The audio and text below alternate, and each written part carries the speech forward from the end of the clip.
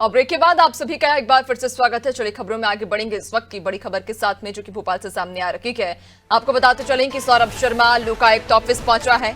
पत्नी दिव्या भी ईडी के ऑफिस में है। इधर दुबई से लौटकर हरिद्वार ऋषिकेश पहुंचा था। वैष्णो देवी में भी फरारी में सौरभ शर्मा घूमता रहा, जिसके बाद अब सौरभ शर्मा लोकायुक्त ऑफिस पहुंचा है। न सिर्फ सौरभ शर्मा बल्कि सौरभ शर्मा की पत्नी दिव्या भी ईडी के ऑफिस में पहुंची है। दरअसल हफ्ते भर पहले ग्वालियर सौरभ शर्मा पहुंचा था और कल कोर्ट में सरेंडर का आवेदन दिया था। कोर्ट ने आज हाजिर होने का समय दिया था। 41 दिन से सौरभ शर्मा लगातार फरार चल रहा था। दुबई से लौटकर पहले हरिद्वार ऋषिकेश पहुंचा और उसके बाद वैष्णो देवी में भी फरारी में सौरभ शर्मा घूमता रहा। हफ्ते भर पहले सौरभ शर्मा ग्वालियर पहुंचा था और कल कोर्ट में सरेंडर का आवेदन दिया था, जिसके बाद कोर्ट ने आज हाजिर होने का समय दिया था। पूरे 41 दिन के से ये सौरभ शर्मा फरार चल रहा था, जिसके बाद अब सौरभ शर्मा लोकायुक्त ऑफिस पहुंचा है।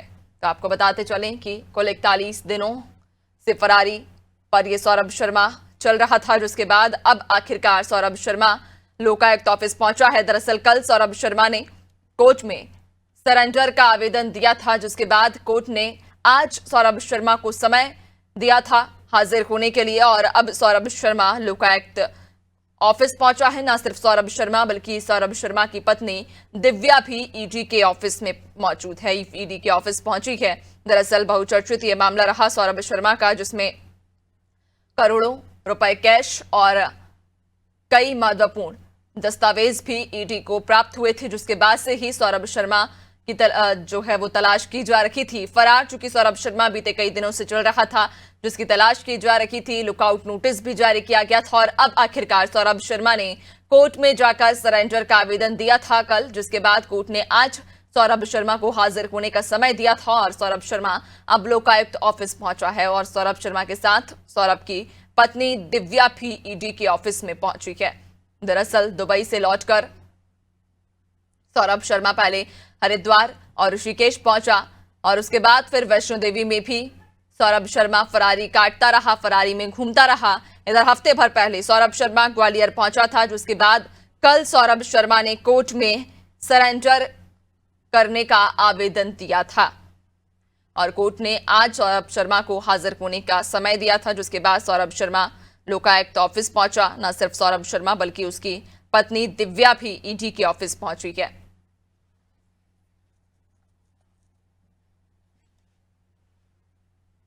आपको बता दें सौरभ शर्मा मामला काफी बहुचर्चित ही रहा, जहां सौरभ शर्मा मामले में कई बड़े महत्वपूर्ण खुलासे हुए। दस्तावेज ईडी ने सौरभ शर्मा के घर और ऑफिस से जब्त किए, जिसके बाद अब सौरभ शर्मा ने खुद सरेंडर किया है। दरअसल कल सौरभ शर्मा पहुंचा था कोर्ट, जहां उसने सरेंडर को लेकर आवेदन दिया था और अब सौरभ शर्मा को कोर्ट की तरफ से आज हाजिर होने का समय दिया गया था, जिसके बाद सौरभ शर्मा लोकायुक्त ऑफिस पहुंचा है। आपको बता दें कि 52 किलो सोना और 11 करोड़ कैश जब्त होने के बाद लगातार मामले में कार्रवाई की जा रही थी। ईडी, न सिर्फ ईडी बल्कि तमाम जांच एजेंसी सौरभ शर्मा मामले में जांच कर रही थी। लुकआउट नोटिस भी जारी किया गया था और बीते 41 दिनों से सौरभ शर्मा फरार था, जिसकी तलाश की जा रही थी।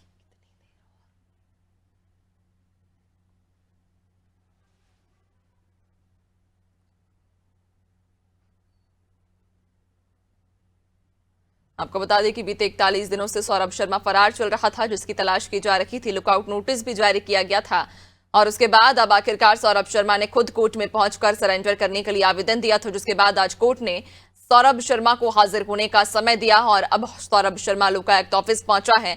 न सिर्फ सौरभ शर्मा बल्कि सौरभ शर्मा की पत्नी दिव्या भी ईडी के ऑफिस पहुंची है। दरअसल आपको बता दें कि 41 दिनों से सौरभ शर्मा फरार चल रहा था। पहले सौरभ शर्मा दुबई में था, उसके बाद सौरभ शर्मा ने खुद ये बात कबूली कि उसके बाद सौरभ शर्मा दुबई से जैसे कि लौटा तो सबसे पहले हरिद्वार ऋषिकेश में कुछ समय बताया, जिसके बाद वैष्णो देवी में भी सौरभ शर्मा फरारी के दौरान वहां पर भी उसने कुछ समय बताया था, जिसके एक हफ्ते पहले की सौरभ शर्मा ग्वालियर पहुंचा था और अब कोर्ट में हाजिर किया है। ज्यादा जानकारी लेंगे, सहयोगी शबाना हमारे साथ में जुड़ चुकी हैं। शबाना, सौरभ शर्मा की ये काफी बहुचर्चित मामला रहा। तमाम एजेंसियां सौरभ शर्मा की जांच में जुटी रहीं, तलाश में जुटी रहीं, लेकिन सौरभ शर्मा उनकी गिरफ्त से काफी दूर रहा और अब आखिरकार सौरभ शर्मा कल कोर्ट पहुंचा, सरेंडर के लिए आवेदन दिया। आज कहा जा रहा है लोकायुक्त ऑफिस में इस वक्त मौजूद है।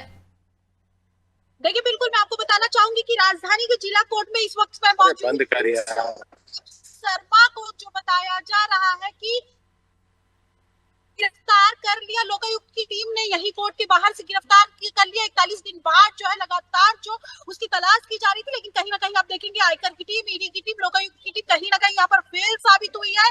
कल उसने अपने वकील के माध्यम से कोर्ट में एक पत्र दिया और खुद ही सरेंडर की बात की। आज जब वो राजधानी के जिला कोर्ट पहुंचा तो उसको गेट के बाहर से ही लोकायुक्त और स्थानीय पुलिस की टीम ने गिरफ्तार कर लिया। अभी उनके वकील ने दावा किया है कि कोर्ट के ही बाहर से उसे गिरफ्तार कर लिया लोकायुक्त की टीम, और बताया ये भी जा रहा है कि अब कुछ देर बाद जो है उसे कोर्ट लेकर पहुंचेंगे और कोर्ट में उसकी पीसी कैसी होगी। फिलहाल अभी की स्थिति की बात करें तो लोकायुक्त कार्यालय में जो है उसको ले जाया गया है। वहां पर जो बताया जा रहा है कि उसको गिरफ्तार किया गया कोर्ट के बाहर से। कल ही पुलिस की टीम जो है यहाँ पर तैनात कर दी गई कि वो कोर्ट पहुंचेगा कब गिरफ्तारी करेगा।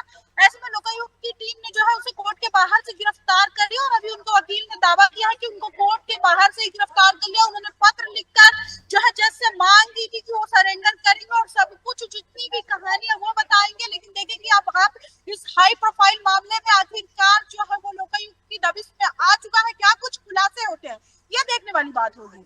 बिल्कुल, वाकई देखने वाली बात रहेगी आखिरकार क्या कुछ खुलासे होंगे। लेकिन कार्रवाई की यदि हम बात करें शबाना, जिस तरह से आप कह रही हैं कि उसे गिरफ्तार कर लिया गया है लोकायुक्त ऑफिस के बाहर की, लेकिन कार्रवाई की अगर बात करें तो क्या कार्रवाई की बात अब कही जा रही है? क्योंकि लगातार फरारी पर था और अब जब गिरफ्तार हो चुका है न सिर्फ सौरभ शर्मा बल्कि सौरभ शर्मा की जो पत्नी है वो भी ईडी के ऑफिस पहुंची है, तो क्या सिर्फ सौरभ शर्मा के खिलाफ कार्रवाई की जाएगी या तमाम जो उससे संबंधित थे, जो उससे जुड़े हुए जितने भी तार थे, अब कार्रवाई में आगे क्या हमें देखने को मिल सकता है?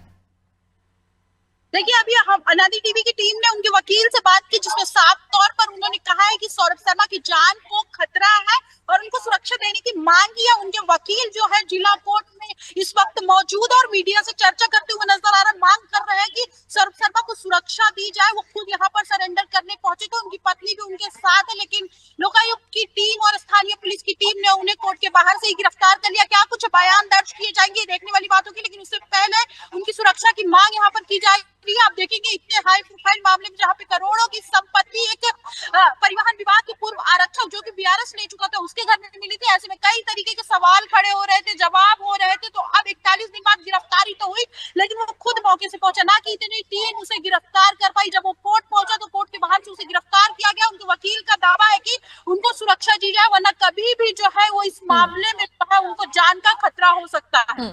लेकिन शबाना, एक और महत्वपूर्ण सवाल ये रहेगा, जिस तरह से सौरभ शर्मा कह रहे हैं कि उनकी जान को खतरा है, उन्हें जहर मिलाकर खिलाया जा सकता है, ये किस आधार पर कहा जा रहा है? किससे उन्हें खतरा है? क्या इस बात का अभी तक क्या उनके वकील ने या सौरभ शर्मा ने कोई खुलासा किया है? देखिए, जाहिर सी बात है, परिवहन विभाग का मात्र आरक्षक जिसकी तनख्वाह 35 से 40 हजार होती है, उसके पास करोड़ों की संपत्ति, सोने के बिस्किट जब मिलते तो ऐसे में बड़े भ्रष्टाचार का खुलासा होता है। सौरभ शर्मा को इसलिए भी अपने जान से खतरा बता रहे, चूंकि जो इस पूरे घटनाक्रम में उनका साथ देने वाले जो संलिप्त तो वो परेशान हो सकता है। और इसी जो है उनकी जो है यहाँ पर आप देखेंगे राकेश भाई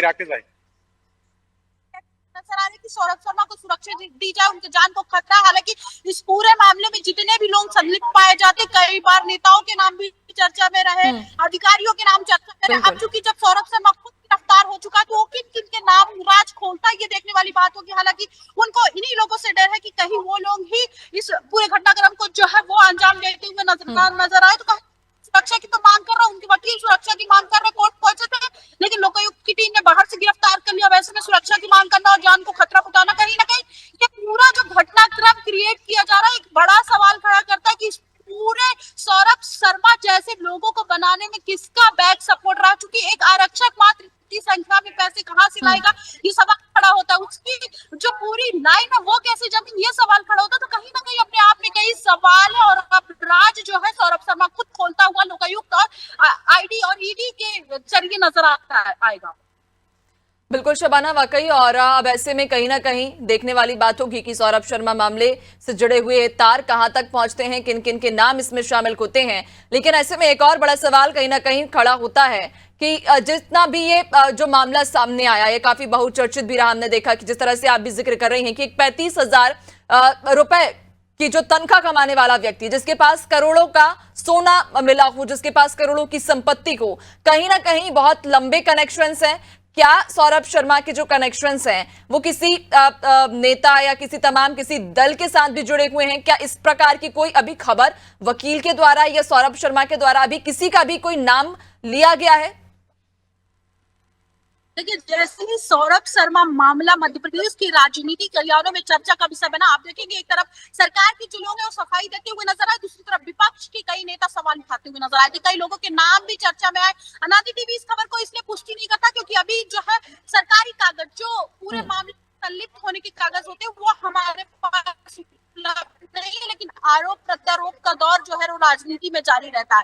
हालांकि कई लोगों को यह भी डर है कि कहीं सौरभ शर्मा पूछताछ में उनका नाम न ले ले, और ये डर उन्हीं लोगों को बना हुआ है जो साफ तौर पर उसको यहाँ एक आरक्षक से करोड़ों की संपत्ति कमाने में उसका साथ देने वाले थे। तो जाहिर सी बात है उनको डर है, और सौरभ शर्मा को ये डर है कि कहीं उनको ये ना लगे कि मैं उनका नाम ले लूं तो वो साफ तौर पर आरोपी बन जाएंगे, उनसे पूछताछ होगी, फिर वो कटघरे में खड़े होंगे। तो जाहिर सी बात है एक तरफ वो अपनी सुरक्षा की मांग कर रहे हैं, दूसरी तरफ वो लोग जो उसको यहाँ तक पहुंचाए, आखिरकार वो कौन लोग हैं, किन किन का हाथ है इस पूरे मामले में। क्योंकि देखेंगे आप, जिस पूर्व आरक्षक की सैलरी जिसने बीआरएस ले लिया और लोगों को कमाने में जमाने लगते, 40 साल में लोग मात्र रिटायर होते तो पेंशन जिसकी आती है 20 से 25,000 रुपए, जो 40 लाख रुपए तक पहुंचते, वो 40 करोड़ 40,000 करोड़ की संपत्ति और फिर सोने की बिस्किट इतनी बड़ी मात्रा में गिरफ्तार होना, कहीं ना कहीं पूरे मामले में एक बड़ा खुलासा होने की अंदेशा है। और देखने वाली बात होगी जब सौरभ शर्मा से पूछताछ होती है तो क्या कुछ खुलासा उसमें होता हुआ नजर आता है।